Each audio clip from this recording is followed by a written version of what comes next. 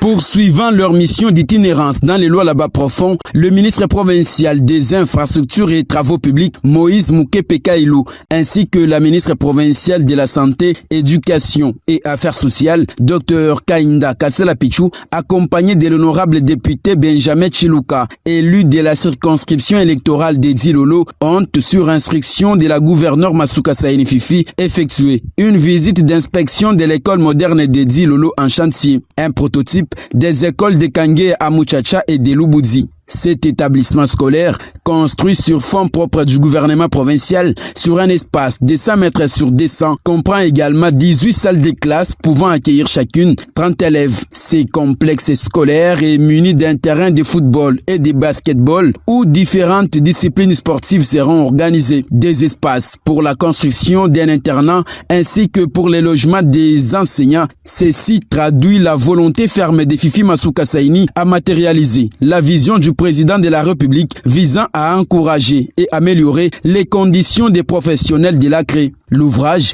est déjà à l'étape de finition et sera livré dans un délai raisonnable, ont affirmé les ingénieurs d'Africa Solutions, entreprise ayant en charge l'exécution des travaux. Cet état des lieux a permis aux émissaires de la gouverneure Masuka Saini de s'imprégner de manière directe de l'évolution et de la qualité des travaux.